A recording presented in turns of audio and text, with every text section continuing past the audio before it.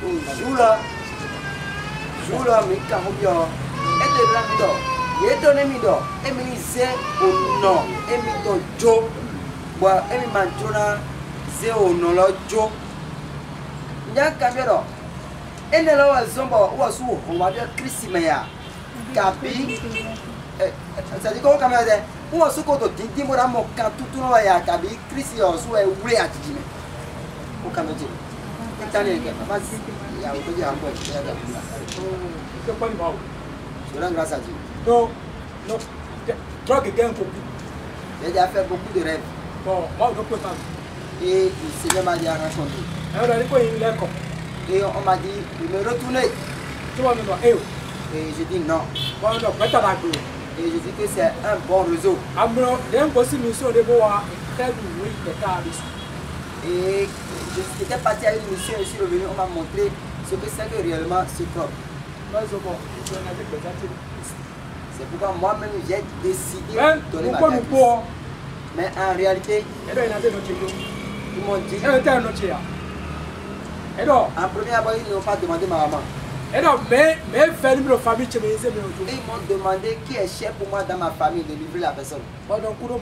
Et j'ai dit, je n'ai personne. Ils m'ont dit, est-ce que ma maman est vivante? Et j'ai dit oui. Et ils m'ont dit, amène ta mère. La maman, la dame qui m'a donné la sorcellerie. Et c'est quoi? Je me suis approché d'elle. Et je lui ai dit, tu ne m'avais pas dit ça avant de m'amener ici. Et elle m'a dit, on ne le dit à personne. D'accord. Et j'ai dit d'accord. J'ai dit, je ne donne pas. Et ça, il y a eu discorde. Et on a commencé par se lancer des défis. Et ils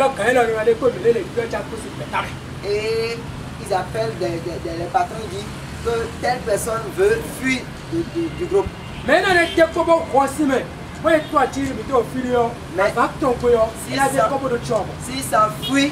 s'il s'enfuit, elle quitte le réseau, le troisième jour, il mourra. Donc c'est là où j'ai compris que c'est en Christ je vais partir pour avoir la sécurité. Sinon je pourrais dire que j'irai à la mosquée. Ou bien je vais dire que je vais rentrer dans le tronc. Les gens disent que les troncs attrapent la sorcellerie. C'est pourquoi je suis rentré en Christ. C'est qu'en Christ, j'aurai la victoire et la sécurité.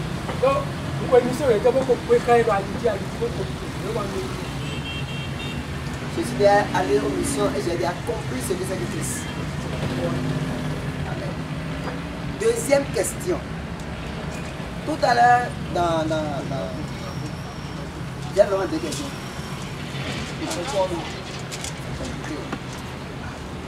Ok. Et tout à l'heure, tu as dit que. En gros. Alors, design au grand là, une mission là. Bon, elle m'a baillé. Pour voir Emily.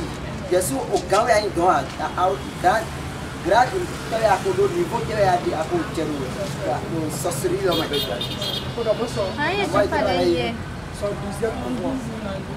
Bon, d'accord. Donc, il a donné la après. Normalement, pour que c'est le moteur de ma vie. C'est bon,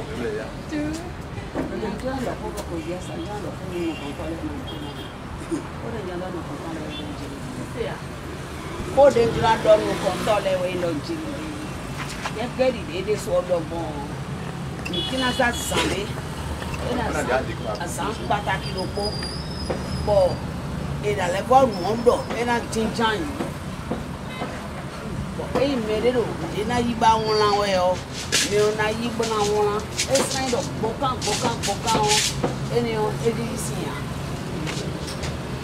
Mais là c'est si et il a dit oui, il y a un gars qui vient, on a si on a dit on peut pas bon, ça n'a pas de lobby, on a lobby. Donc il y a les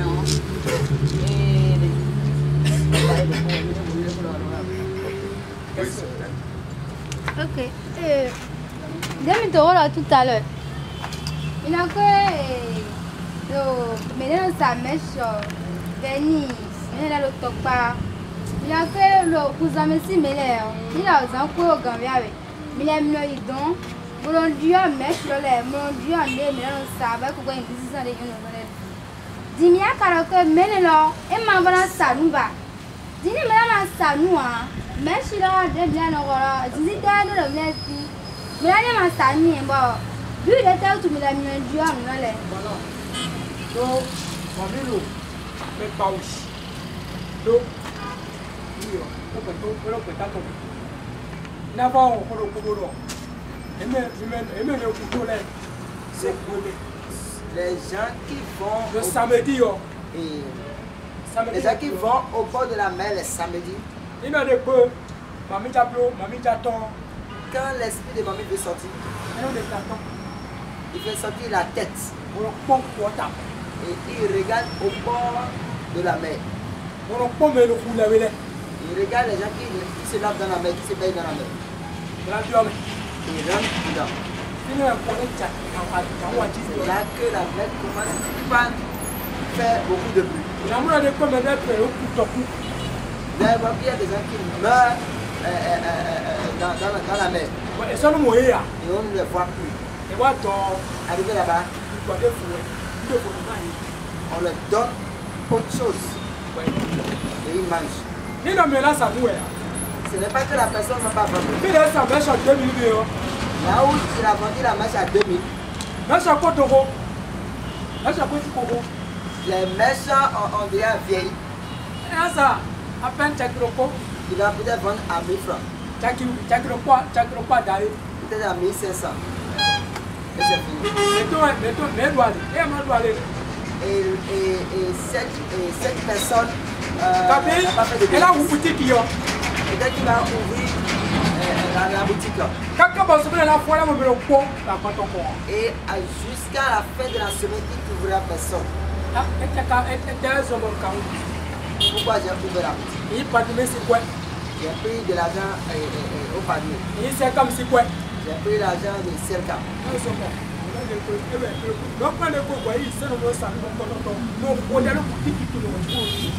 Si tu es chrétien et tu vends ces choses, tu dois payer avant de vendre ces choses. Quel que soit ce que tu vends, prie. Et invoque le sang de Jésus avant de commencer. Mais il y a que mon Dieu, nous en terre, nous en mon Dieu. Il faut faire avec les yeux.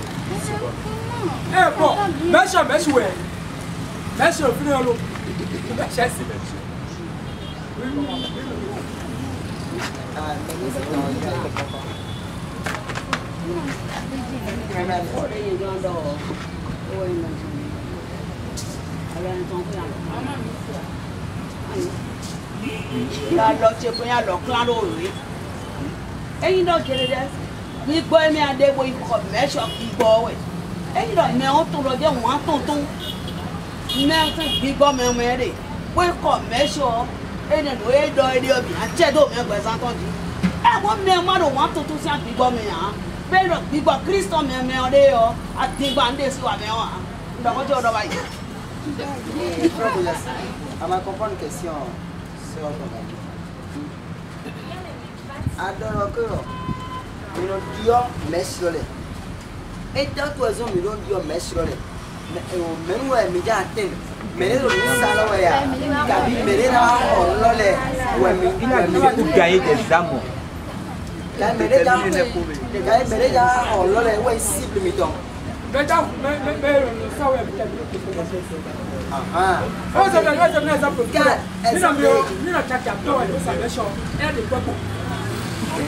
Voilà ça,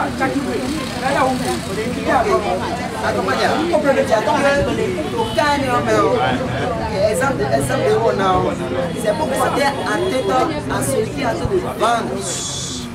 Peut-être même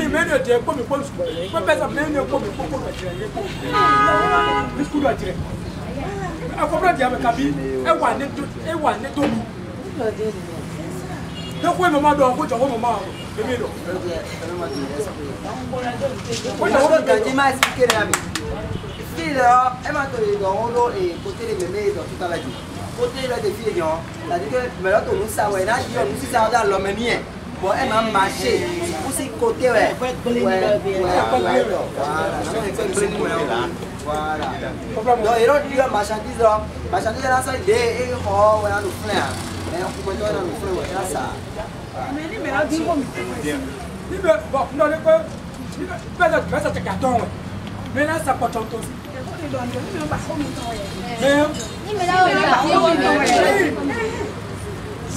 Ce n'est pas, s'il vous plaît, ce n'est pas forcément numéro barrois.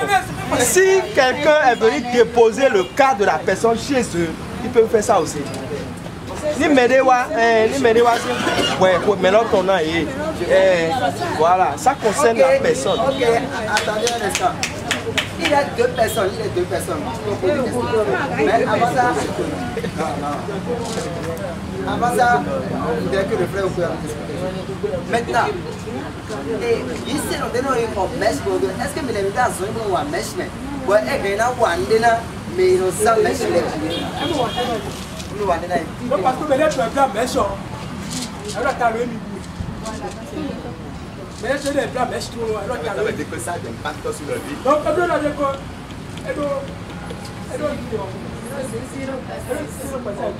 bon, mais elle a d'autres qui ok.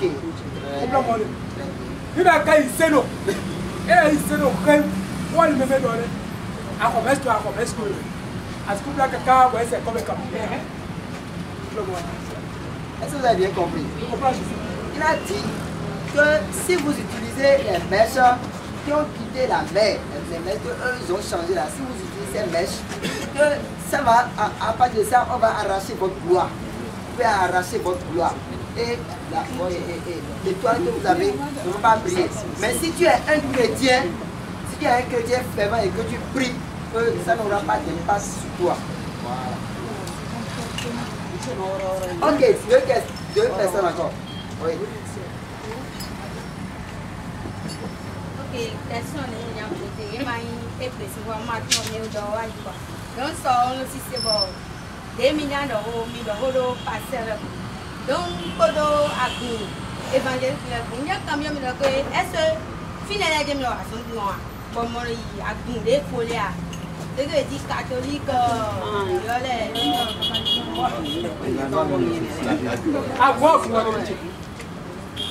église, c'est église. Puisque il y a une église ici, nous collons le bétail. Le nom de tous les églises. Le nom de toutes les églises sont écrits chez eux là-bas. Que ce soit catholique, protestant, évangélique. Quand nous voulons venir en mission dans une église, nous rentrons en rentrant dans l'église, on passe par la chorale. On passe par la chorale. Si la chorale s'affaiblit, les choristes qui ne prient pas là. Si la chorale s'affaiblit, nous allons passer par la chorale. Les gens peuvent dire qu'on va quitter la chorale. Ou bien on va passer par les comités de l'église. Si nous voyons que le comité n'est pas solide, on va semer la division. Division. Il y a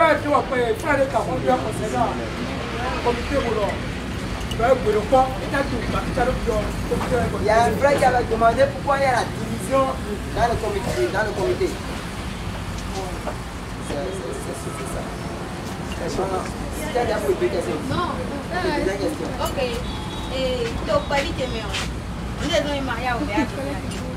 Ni mi, village d'Ente, ni mi ya tout mais ni mi l'école diao.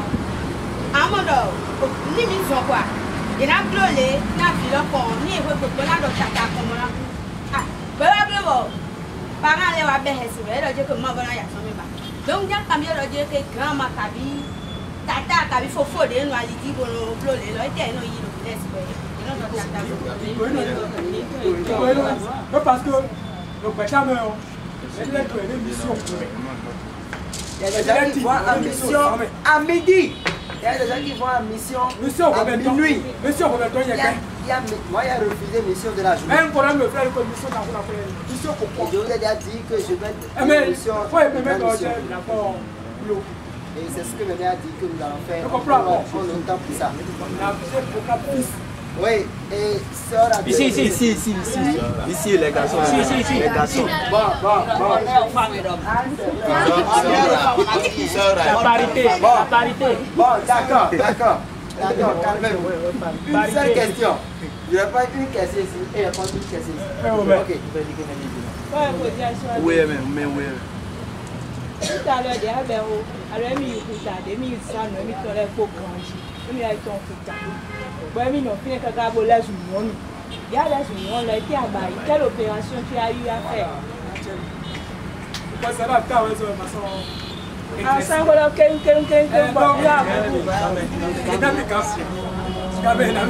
ok let's go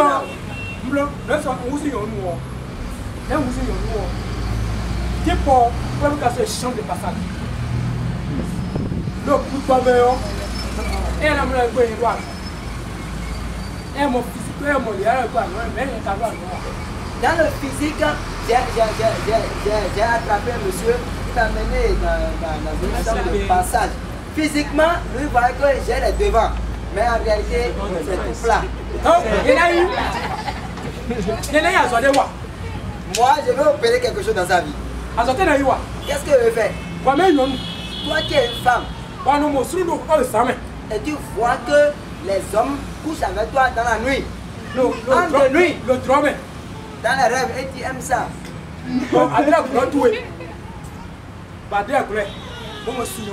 Et tu as senti qu'il y a eu érection. Érection d'éjaculation. Érection chimique d'éjaculation. Les mariés de Et tu as vu que les choses ont coulé. Il faut savoir que tu ne vas jamais te marier. Si tu es un homme. Et c'est cette femme-là qui te plaît.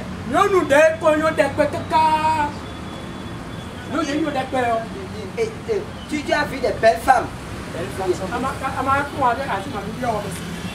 Si tu ne sais pas faire, tu vas rentrer dans ta maison, tu vas amener dans ta maison les Mami Wata. Donc, si tu es un homme et ces choses se passent avec toi, pareil pour une femme aussi. Tu ne vas jamais te marier. Qu'est-ce que j'ai fait moi? J'ai pris son spermatozoïde et j'ai amené ça dans la mer. Aujourd'hui, que Dieu me pardonne.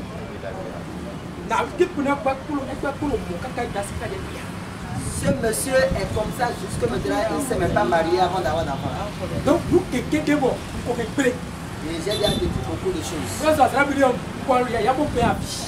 C'est pourquoi la fois passée, je me suis mis à pleurer. Et je me disais, si je n'avais pas rencontré le GRPC,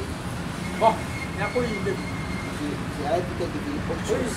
Non, c'est moi qui désigne les gens ici. Les filles. Les garçons.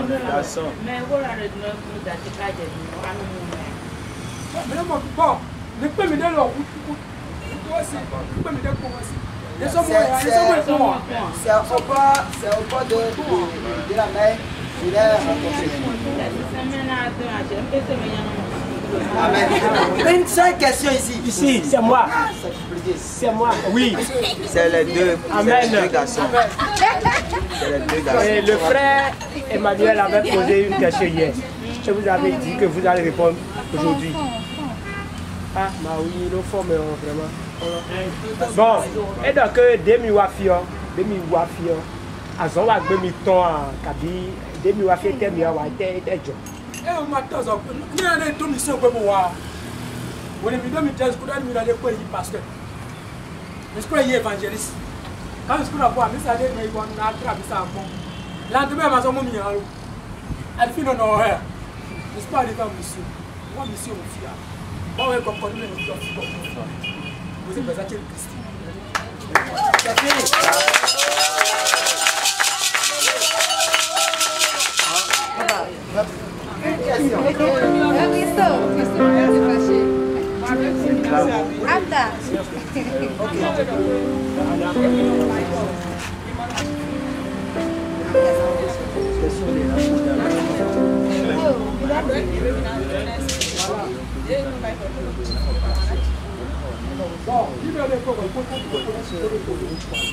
Si tu as un problème avec une taxe, ou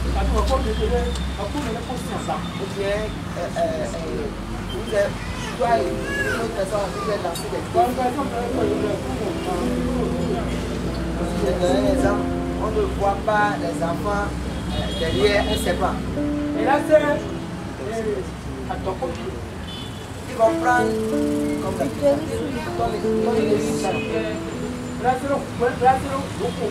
et ils vont mettre ça dans l'Iroko. Et ce sera là toujours. Il va passer par tous les hommes dans le monde. Qui va acheter des médicaments particuliers.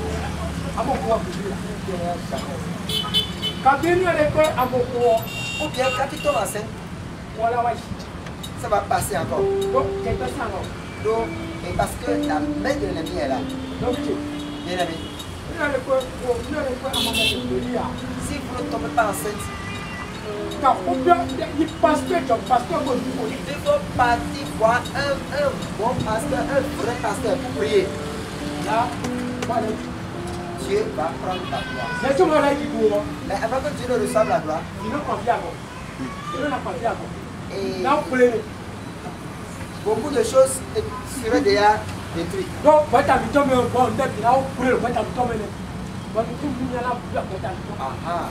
que lors de la prière, beaucoup de choses vont se passer, beaucoup de choses sont détruites là-bas.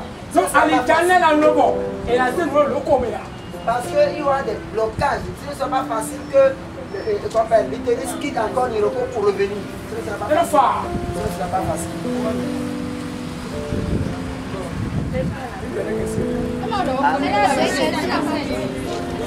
Papa, souci.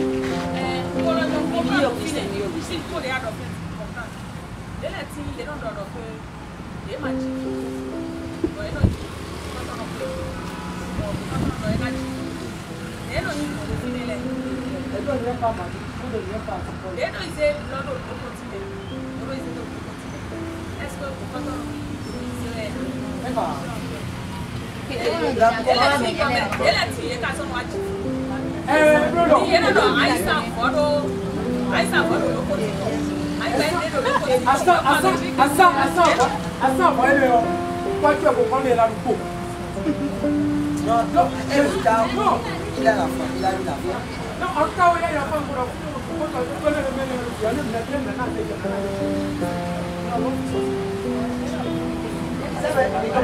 Ça veut dire que si le féticheur vous fait que vous avez l'enfant, ça veut dire que d'abord, le féticheur a des liens avec eux.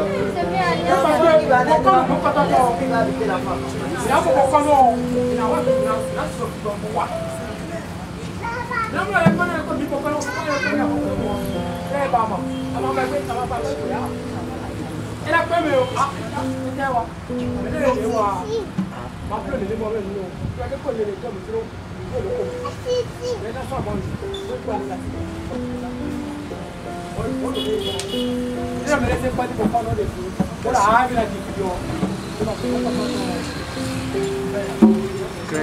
Question. Amen. Nous allons arrêter les questions. Que le Seigneur vous Acclamez le Seigneur de la vie.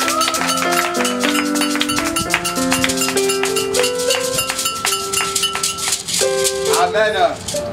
Gloire à Dieu. Ah, gloire à Dieu. Amen. Il ne va plus revenir. Amen. Non, il revient encore. Amen. Que le Seigneur nous bénisse. À le nom de Jésus. Gloire soit rendue au roi de gloire.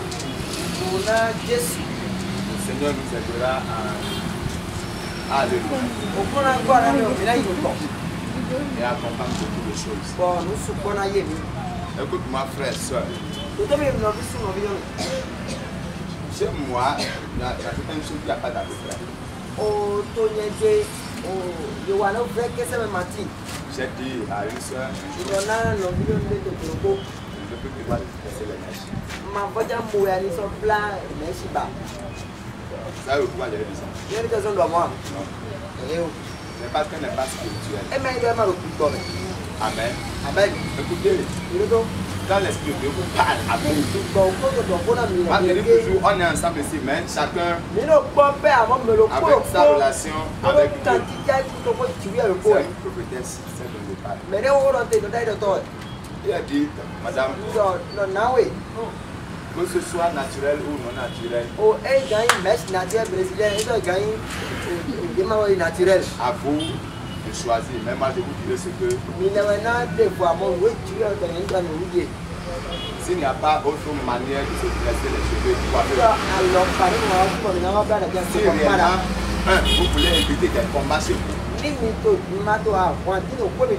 Deux, si vous ne voulez pas vous créer des problèmes futurs. Vous savez, le monde des ténèbres, je bénis le Seigneur pour sa vie. Vous êtes en train d'écouter une partie d'un royaume qui est très vaste. Qui me comprend? Parce que si je vous amène un sorcier converti de Ketu, il a fait aussi un domaine sur le royaume. Comme lui aussi, il a fait un côté.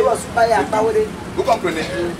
Vous comprendrez que si réellement vous voulez la paix, et vous voulez aussi protéger vos progénitures, vous avez intérêt.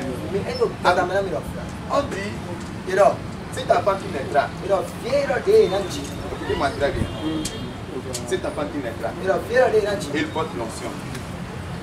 Et à Missako de Et ne permettez pas qu'un autre cheveu rentre dans ses cheveux. bon, le mandiqué au dernier volume comme un bleu.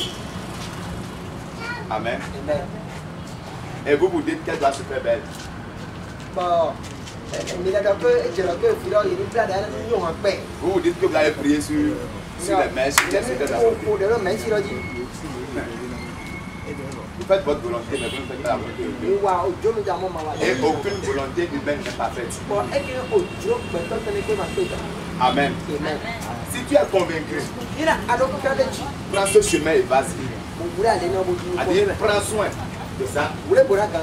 Effectivement, le temps va venir et il va. C'est une chose qui va. Comment oui, nous un peu. Amen. Vous allez mieux comprendre. Mais je dépense les paix en vous disant, si moi, je me mets en règle avec Dieu,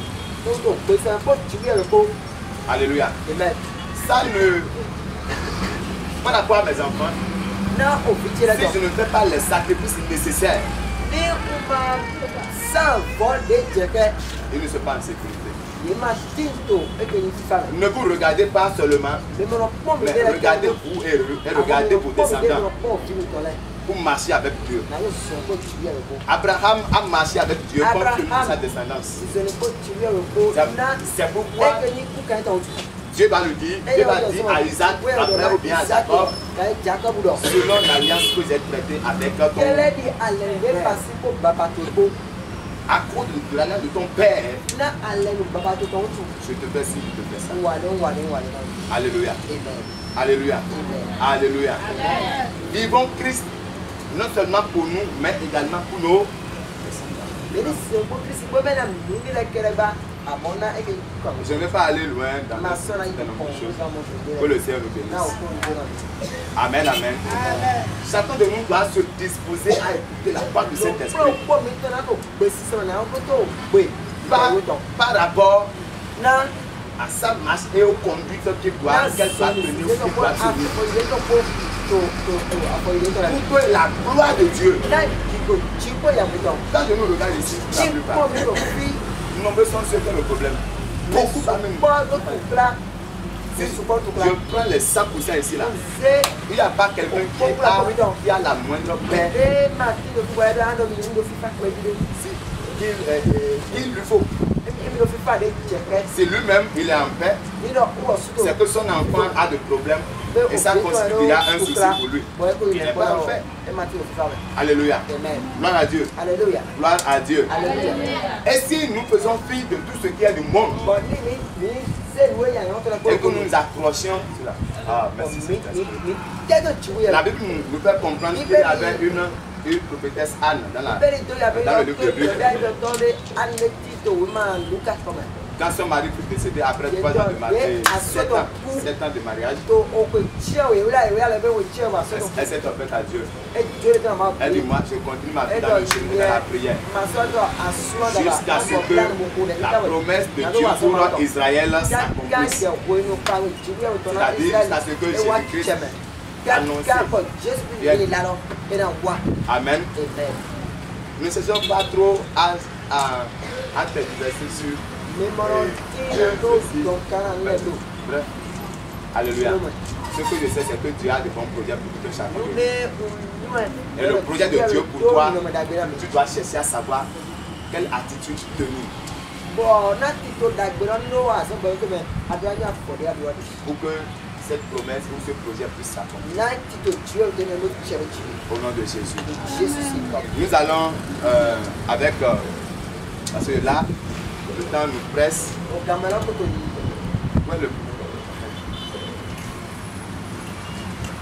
allons nous suivre un peu avant de revenir sur quelques questions.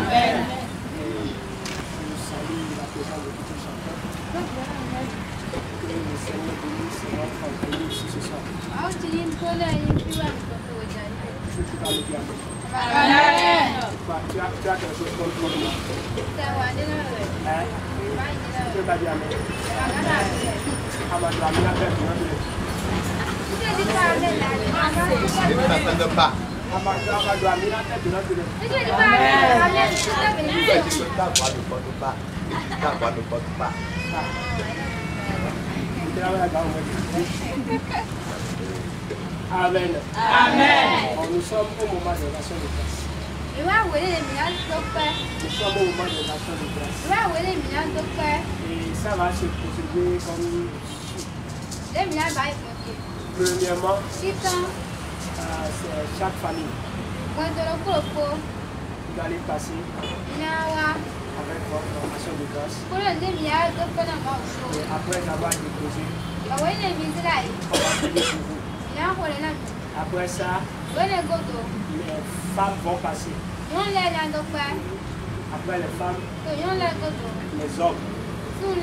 Après les hommes, tout le monde va en ok. Avant tout le groupe, les enfants aussi vont donc, compte tenu du temps, nous allons vous dire de vous aider à vous aider. Amen. Donc les femmes et chaque famille se prépare avec son action de grâce et les gens vont nous aider pour les recevoir. Vous avez au plus 2 minutes pour vous préparer. Que le Seigneur vous bénisse.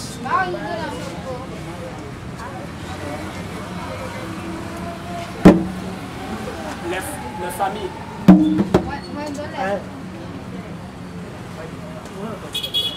morning when I wake up, I will sing my praise unto you, my Lord. Hey, my God is good.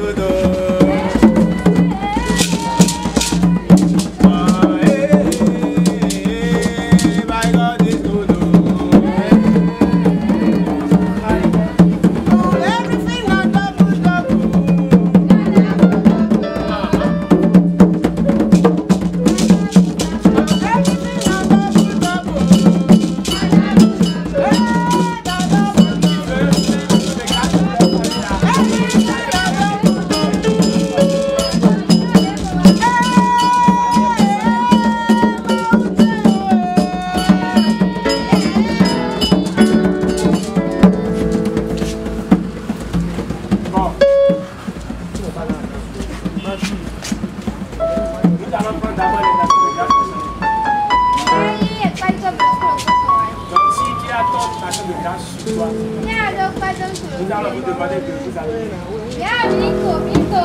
On va vous donner un chant. Et vous serez en train de danser. Exposer l'action de grâce. Action de grâce personnelle.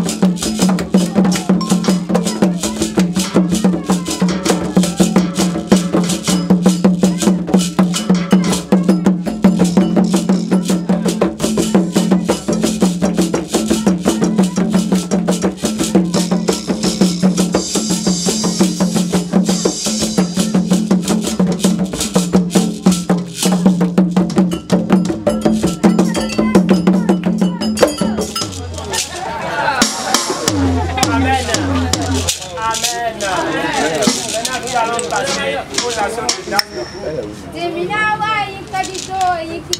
Premièrement, l'action de grâce des femmes. Merveille. L'action de grâce des femmes. Donc les femmes vont se préparer pour rendre grâce à Dieu. Et je veux voir toutes les femmes en ligne. Personne dans les chaises. Toutes les femmes en ligne. Vous serez en train de danser. Danser jusqu'ici.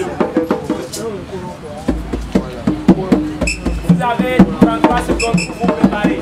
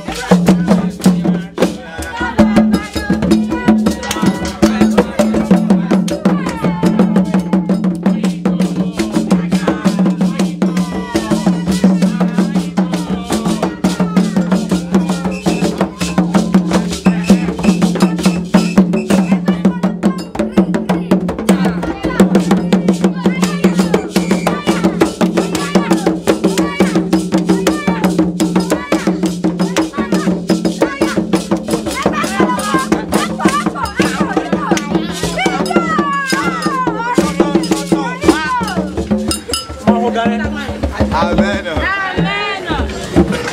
Prions le Seigneur. Avancez. Avancez, la femme, avancez. Avancez. Osvaldo. Je vais rester ici. Prions le Seigneur. Est-ce que je peux prier?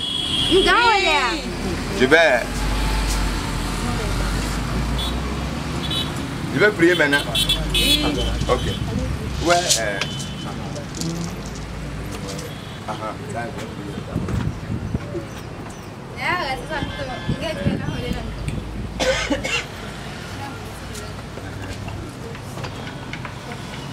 Alléluia. Alléluia. Père, au nom de Jésus. Seigneur, je dis merci à toi. Nous te disons merci, Père. Nous te glorifions. Nous t'élevons. Nous te disons merci. Nous disons gloire et honneur à toi dans la détresse. Nous disons gloire et honneur à toi. Père et de tes armées. C'est toi ce qui est digne de recevoir nous la de grâce. Père, nous voici devant toi avec notre de grâce, Père, des agréants de Jésus. Père, au sein de Jésus. Père, accepte le Jésus. Jésus accepte de Père. Et que ton feu descend et les ressort de Jésus. Et que la bénédiction qui est dans nous parle de Jésus. Pour la gloire de ton nom. Au nom de Jésus.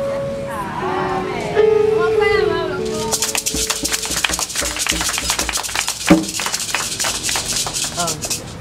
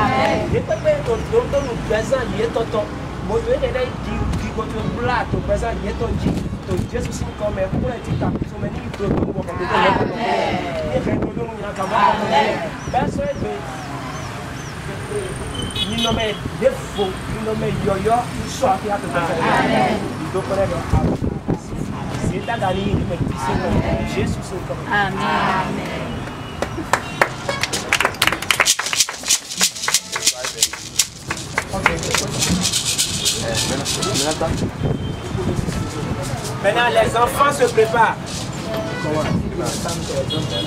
Les enfants, aidez-nous avec les enfants. Aidez-nous.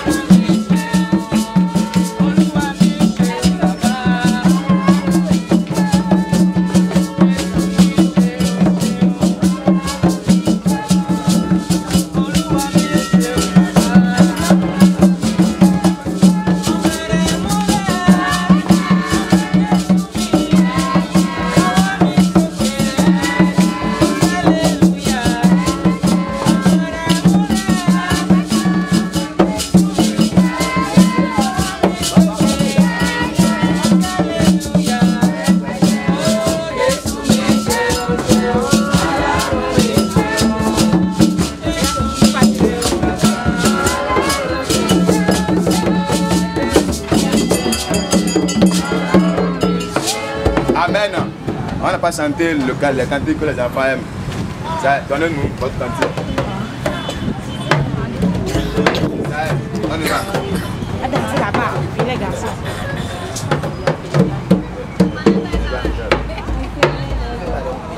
Regardez pour rapidement. Qu'est-ce que vous faites?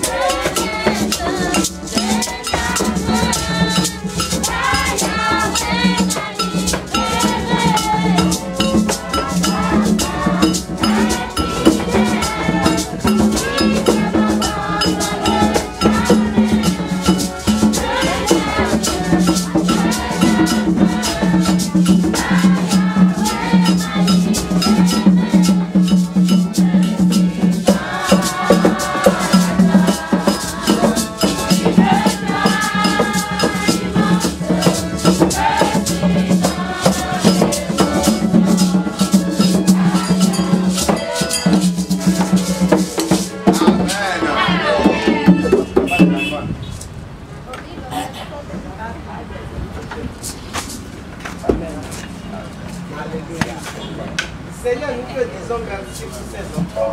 Nous te donnons toute la gloire. Parce que tu nous as dit, instruis les enfants selon la voie qu'ils doivent suivre. Et quand ils seront vieux, ils ne s'en détourneront pas. Père, nous sommes en train d'instruire ces enfants sur la voie d'action, de l'action de grâce. Et nous savons que quand ils vont grandir, ils vont continuellement rendre grâce à toi. Ils vont rendre grâce pour la sagesse. Le monde te rendra grâce pour la sagesse en eux, pour l'intelligence en eux, pour l'évolution en eux, pour la différence sur leur vie, pour la particularité de leur vie, pour les grandes choses que tu accompliras avec eux. Père, puisque l'action de grâce est un sacrifice sur ton trône, je prie que du haut des cieux, tu réponds à ces enfants. Et que dans cette génération, ces enfants soient particuliers. Au nom puissant de Jésus, j'ai prié pour vous.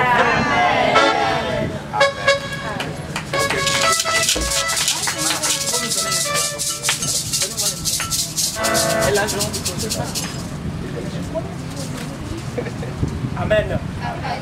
Les hommes. Les hommes. Vous avez 5 secondes.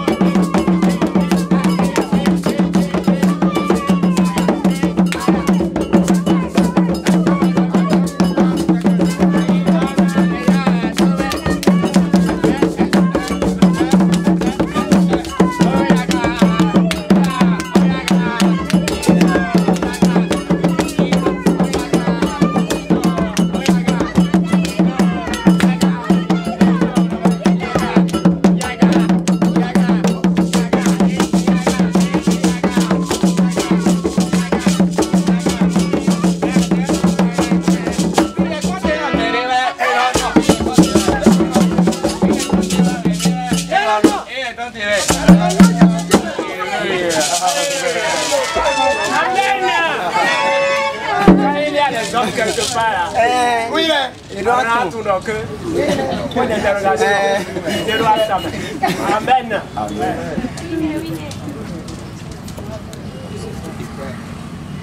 Minayro Mama Osman. Voilà.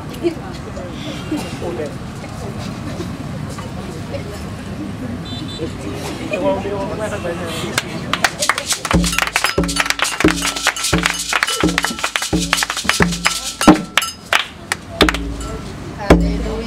Amen. Tato ni ko Jésù ton. Chikwe ya holu da ho. Ni to gba mi so zero da ta. Ko de na de me so no ile. Okuru no ma do ko do. Si e wa do na gbe ta lo. Amen. Okuru no to li ye yan da gbe to e utu. Bo me pe di to nu ye to wa nu kan to kuro ki alo bo yo pe. Amen. Baba yo pe to. Amen. Okuru no ma do ko do akosu le ton. Ko de na lo kuro ko e to na do to. To li le son fi okuru no ji ule ni jo to gba. Amen. Me ma ko da si okuru no ne alo wi Amen. me ko so da si bo tu kra to hondo okuru wa na fifa ho. Amen. Okuru be so gbe nu ku da gbe ni pon gbe za e. Amen. Be to ni ye to ko gigo to ko ni do na. Amen. To le ni do na. Amen. Si sa te to le ko. Amen. Jo ho to ni kondo e ji. Na da gbe wan to ni du ka to. Amen. To ni Jesu Christ Nazareth to ni bo. Amen.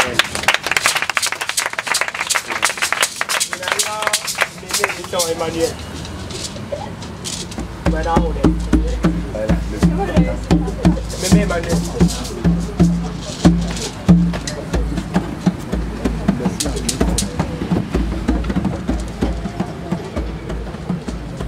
Atale Yesu Christ Nazareth. Awa fi ọmọ okeke ni be ma wo. Obe na ewo ni o wa, agbeto de le fi ni fi la te wo. Ewe wo le je nko. Opo fi wo yo ya. Opole ko drago, opole ko nyodo a. Papa e ke wu wan le rabe agbongbon mi a. Eye na de to ni mi akọ. E ke wu wan le wa be gbongbon mi. E ke drago ogbobe si ami na. Ne ma su ye papa le strango le sinam ne ma su ye bela Yesu le sinam ne ma su ye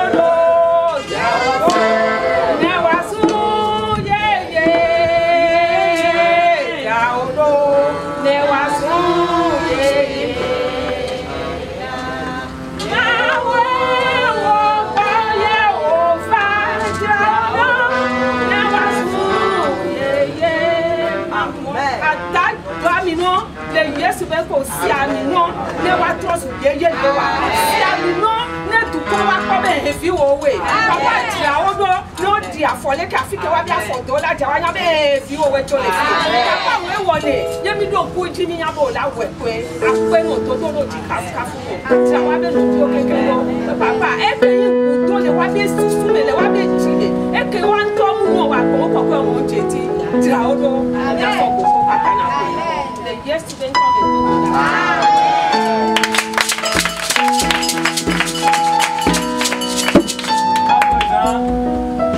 Les responsables de toutes les cellules et de l'école publique vont aussi rendre grâce. Les responsables des cellules, Pécadis, La Roche, l'école Nouveau, Saint-Balou, l'école biblique.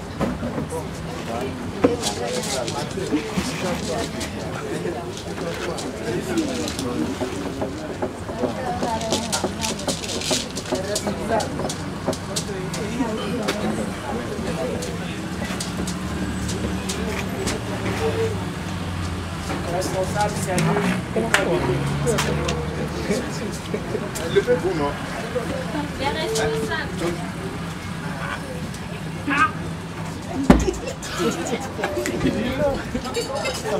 Quoi?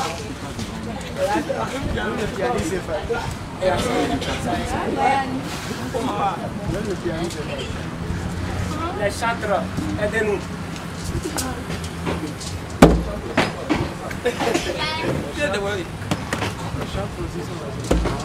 Baba de Dr. Ju.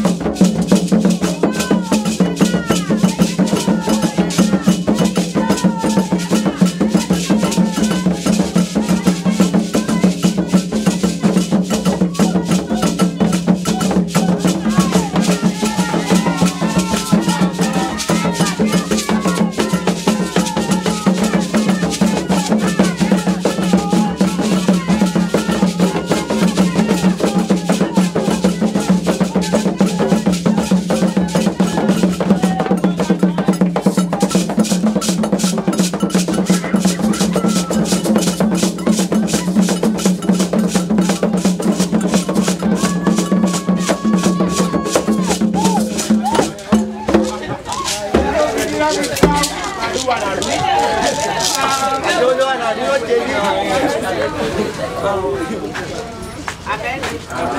Amen. Amen. Amen.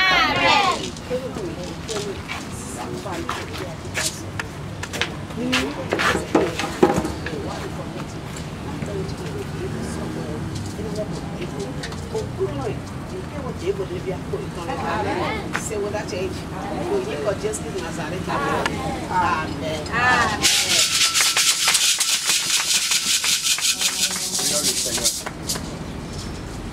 Père, dans le nom puissant de Jésus. Ta parole pouvait déclarer que d'une manière certaine, le supérieur bénit l'inférieur. Je prie, Seigneur, que la vie des serviteurs que nous sommes, à partir de ce jour, reçoivent maintenant un nouveau sens dans le nom de Jésus. Un nouveau sens afin de pouvoir véritablement répéter la gloire de Dieu au nom de Jésus. Allez, nous déclare qu'ils sont beaux les pieds de ceux qui annoncent l'évangile.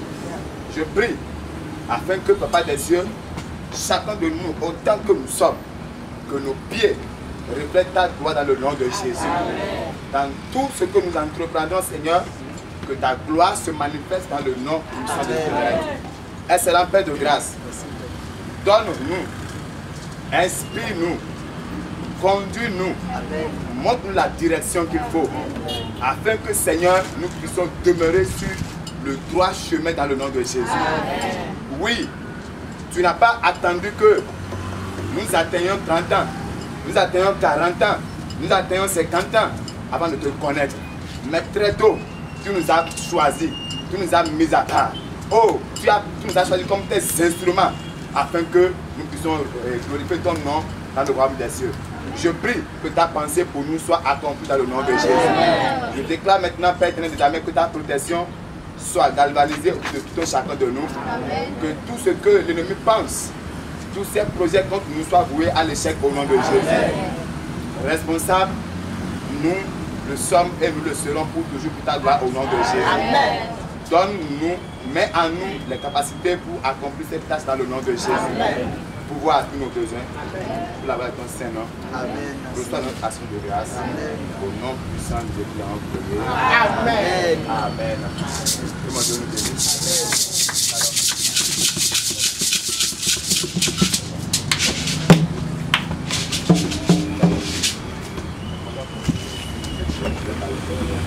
Alléluia. Oh, alléluia. Amen. Que le Seigneur nous bénisse au nom de Jésus. Nous bénissons vraiment le Seigneur pour sa grâce. Dans quelques semaines, nous serons dans deux différentes assemblées pour le programme de témoignage. Donc il y a 3 églises qui sont déjà en cours, une à Cotonou ici, 2 à Cotonou ici. Et 2 à Tango. Et j'ai l'impression que Sabalou également va te recevoir pour le témoignage par Sabalou là-bas. Pour pouvoir libérer les âmes des liens démoniaques sataniques. Dans le nom de Jésus de Nazareth. Alléluia. L'autre chose que je vais me dire, après la prière de clôture, et après le repas fraternel,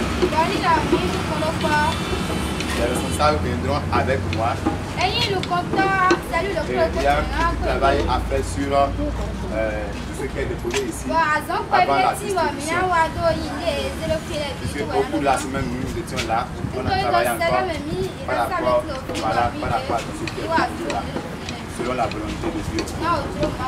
Que le Seigneur nous bénisse abondamment et qu'il nous soutienne dans le nom de Jésus. Ok, sur ce, nous sommes en train d'arriver à la fin. Comme j'ai prévu au moins 2 questions. C'est où les 2 personnes? Personne numéro 1. Deuxième personne. Numéro 2. Il n'y a pas trop. On avait pris tellement de femmes, maintenant on va prendre 2 hommes. Acclamons le Seigneur pour le recevoir.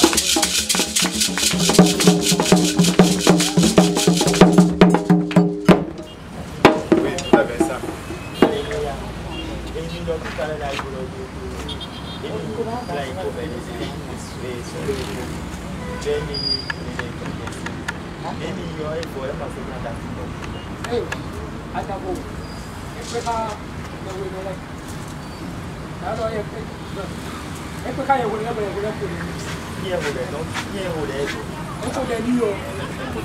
C'est un peu de la tête. Parce que le sperme que nous prenons, mais de la dit, et non, quoi, bah oui. il y a certaines personnes qui cherchent la richesse. Moi, on a des points, waouh, Quand il vient vers la sirène des eaux, elle est bénie. C'est pourquoi il est préférable pour nous les jeunes. C'est bon pour nous les jeunes.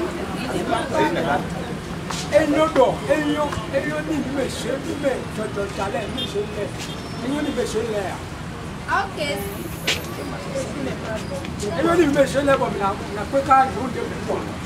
Ok, c'est pas bon pour les jeunes hommes d'avoir de relations avec les jeunes femmes ou bien hommes d'avoir de relations avec eux.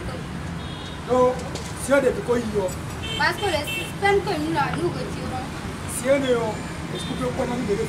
on peut utiliser le sperme là pour la richesse d'une autre personne.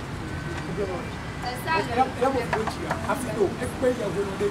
Ce dernier n'aura pas d'enfant à moins qu'il rencontre une autre.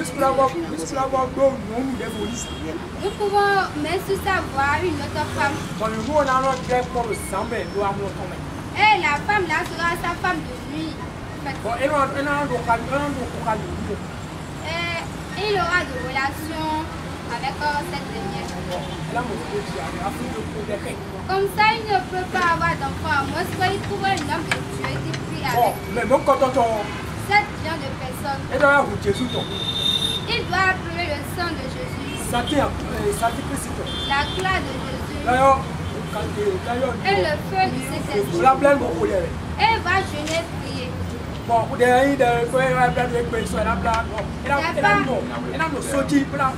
Il va rester sur la montagne, c'est pas qu'il va faire jeûner, il va jeûner aujourd'hui et demain, il saute en fait quoi, il va rester sur la montagne.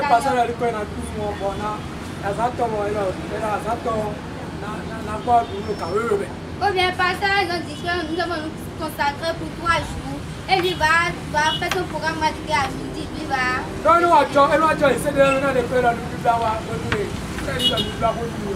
le frère il m'a parlé d'affaires de jeûne, il y avait des moi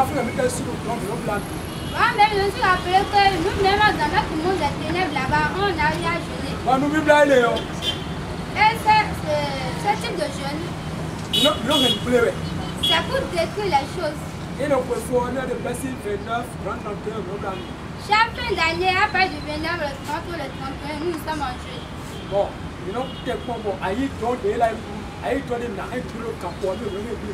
on fait tout possible pour détruire les âmes que nous devons détruire à l'heure.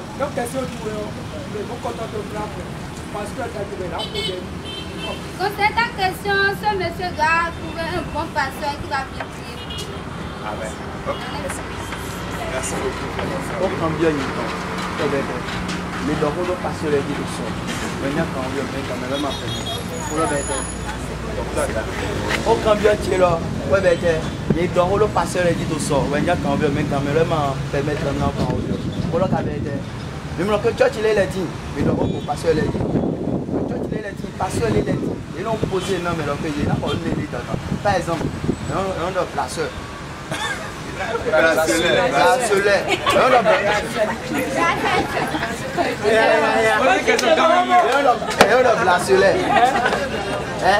a dit, il y a un mouchoir.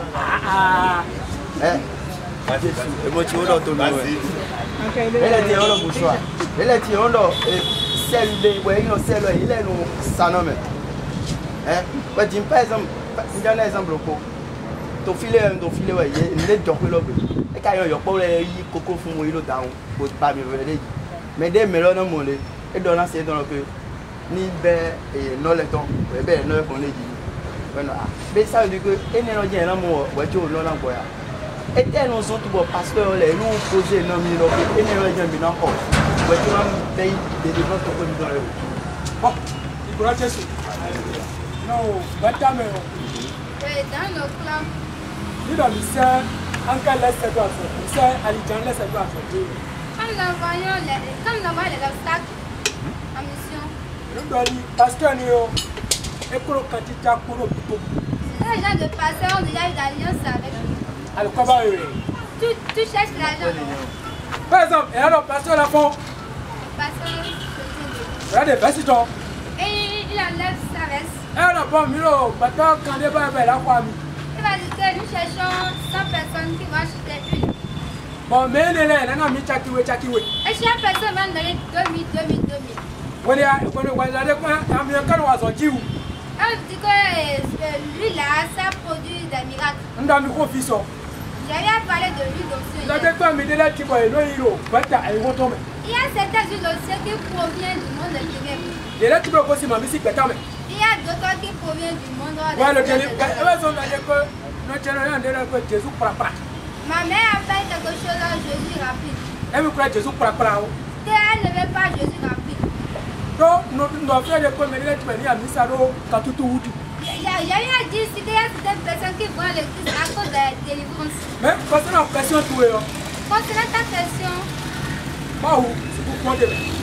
je peux inspirer. Le pasteur va dire faites ci, faites ça. Tu peux faire ça.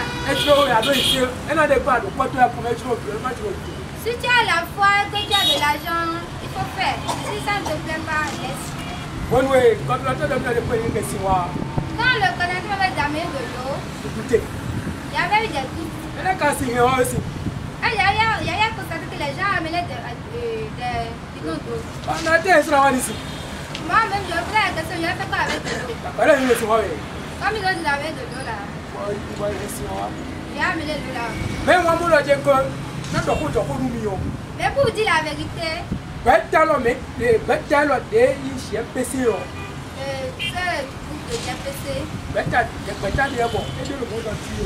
c'est un groupe qui n'existe pas dans le monde.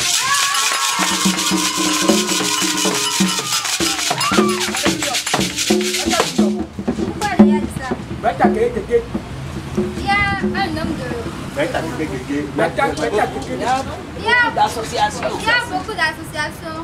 Donc, j'ai pensé à il me connu. Nous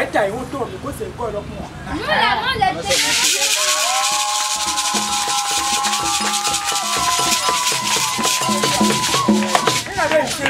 si tu as la foi, si le pasteur te dit d'acheter des perles, il faut acheter. Je vais parler d'une église. Mais je ne vais pas mentionner son nom. Quand le pasteur était mandaté, quand il était mandaté, il a appelé sa femme. Il a appelé les autres femmes. Elle dit que toutes les femmes ne peuvent se mettre à nuit. Bon, les femmes étaient à nuit. Ok, la femme du pasteur, elle a eu à contrôler la nuit des autres. On a eu à trouver des tilas. On a trouvé beaucoup de choses. C'est aussi la même chose pour les hommes. On a eu à tuer un chat dans ma maison. Voilà, là où je me trouve là, je ne peux pas sourire, je ne dis pas que je vais à l'église. Je dis que je vais à l'église. Mais je ne vais pas à l'église. Quand ils ont tué le chat, est-ce que c'est moi qui va récupérer la tête? Ma mère disait, toi, enfant de Dieu. Et je disais, ma mère, tu sais ce que le pasteur mange avant de se présenter devant tu sais ce qu'il met dans sa bouche. Et il y avait mon beau-frère qui était là. Il a dit que j'irai dire ça à tes pasteurs. Il a dit, moi dans le monde, il y a plein de pasteurs. Voilà une histoire. Si tu as la foi, tu peux toutefois acheter ça. Mais ces choses-là, Si le pasteur a reçu l'inspiration de Dieu vraiment, il peut te dire d'acheter. Bon, il a dit que coordinateur n'a plus. Si le coordinateur va faire, Elle pourrait se rappeler ici. lui-même peut amener les eaux là, les bouteilles. Ouais, mais quoi? Il va vous dire d'acheter. Elle a mis des sous, mais il dit c'est moi. Mais il a dit que vous-même amenez l'eau de votre maison. Ah, c'est quoi? Deux questions là. Pour le poids. Ça va être deux questions. Poids, oui, donc. Mais non, donc.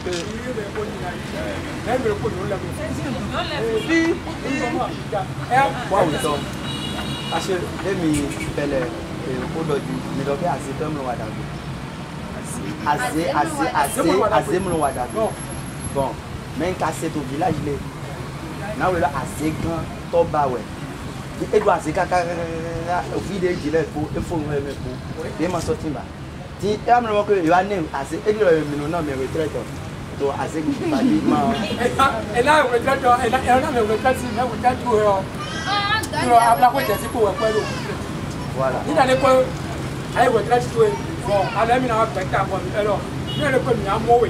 Voilà la mission. Tu viens aller en mission. Une mission boutique. Tu vas en mission et puis tu ne reviens plus. C'est pas comme ça.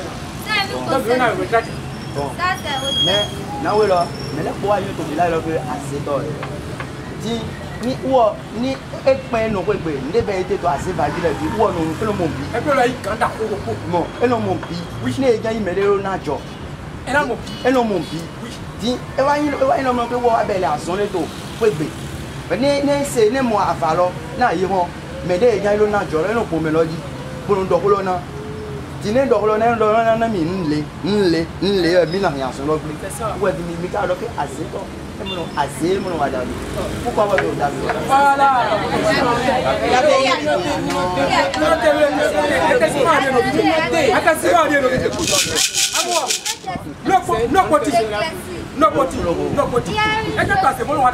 Pourquoi la sorcellerie ne fait pas du bien? La fois dernière, il a dit que j'ai été chauffeur pour une dame. Comment tu as dit? Après, j'ai conduit. Elle était au volant, mais lui-même là, il c'est la dame qui était au volant, mais il avait il disputait le volant avec elle. Pendant que moi, tu as bien vite. Elle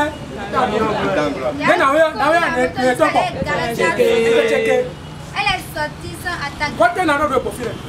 Je vais dire quoi par là? Cette dame-là. Elle plaît bloqué. Cette dame-là. Il n'a de quoi écouler ton. Si elle ose, hein? C'est la femme. On va finir avec elle. Est-ce qu'on doit dire?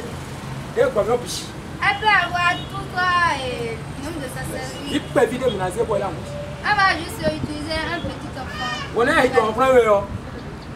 Mais tu as à passer. Aïe, donne-les. Ma frère, toi, donne-les pour donner. L'autre est bleu. Oui, il reste une bonne. Comme demain, il y a eu à toi. Kabi, tu as connu Victor le premier voici. Il faut tout faire pour gagner la sorcellerie à un petit enfant. Comme ça, tu auras la victoire. Ah, c'est non, on a le budget. La sorcellerie ne peut pas du bien. Alléluia. Et ma soeur, d'abord, le fait que tu as si beau des dollars. Et donc, quand tu as mis le décor, il m'a dit, non, pour le coup, il m'a dit, les bords, la guédée, ou bien les nains, que nous n'y moyens de tomber, les bords, et la fête, on a dit que Jésus Christ. Il y a un sous-maïs, Jésus, donc, les bords, qui ont des lois, pour nous former. Oh, tu peux nous confesser Jésus, donc, présent. Et ouais, les bords, si l'on y a eu qu'on voit, il va y avoir, mais bon, sous-maïs, Jésus. Bon, mon problème, quand on va voir les bords, les dépasses à 2 millions d'euros. Mais les gars, quand on va voir, et ma liste. When I was very good, and I'm a good parce que nous vivons donc, mon dernier m'a dit si vous présentez comme des grâce au formato. Fine buena pour caca, soit il a dernière question. Autant bien que l'autre.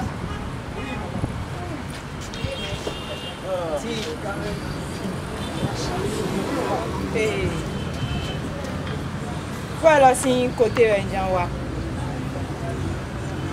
Non, mais là, on va y aller, on va y aller.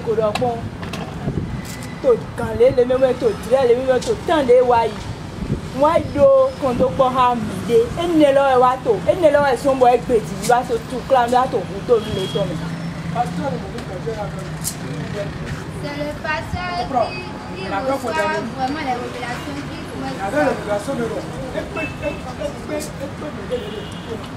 on va lui dire qu'il y a une rencontre de la mer.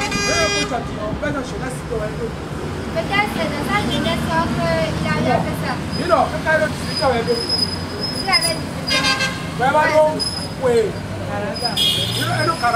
et maintenant il a 40 ans. C'est maintenant que lui-même va se rappeler de ça, que c'est vrai. C'est ça le problème. Il n'est même pas quand on m'a fait Jésus, et là, non, mon caca. Si la personne ne rencontre pas Jésus, il sera comme ça. Mindomoro et Nyonou, Big Bometonko, Sun Big Bometonko dit. Bon. On doit pas oui. Pas oui. Et même bon, Sun Pognon Poglo, il met faut voir. Donc, ouais, j'ai que bon, il me le possible. Dès qu'il y a le malade dem bio xolo mek bon e ma yinam de pepe bon bi ba dam do cambio était bédia bon cambio était bédia était passé au tuer xolo mek donc cambio bon était bédia trop disant de dire elle m'a ben bon non ma tourner ko ndo côté plan au sexualité était bédia bah côté donc il faut se tomber dans que et me masturber me dire je sais pas genre mais là on crée film de taille tomber quoi donc et non mon que me to po mion po bon to film imaginer bon on to pratique ben idée quoi c'est en quelque sorte ce que c'est que la masturbation donc question tu déjà poser là était nos zombo mais là nous on tindo on tout mener bon on a de masturbation ben dit bon à son thème les no y wani do mélodie ne ben dit na il y a déjà eu d'alliance. Seulement il a déjà fait de relations sexuelles avec la femme.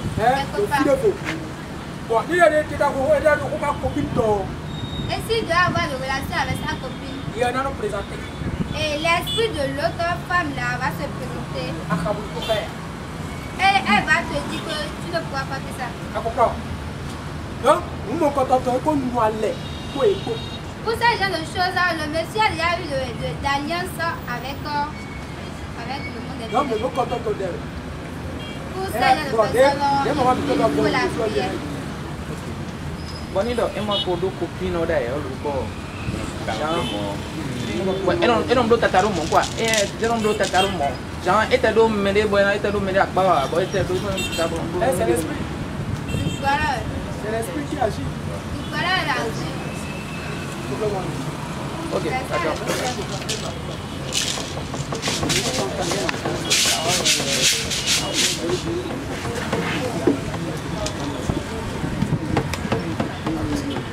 Ok, que le Seigneur nous bénisse. Acclamons le Seigneur pour ta vie. Sinon, nous allons prier pour le Père.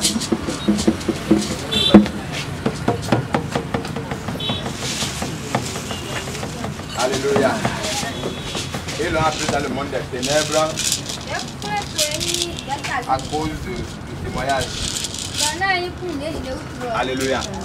Alléluia, à un moment donné, il a vu que je l'ai appelé dans la révélation.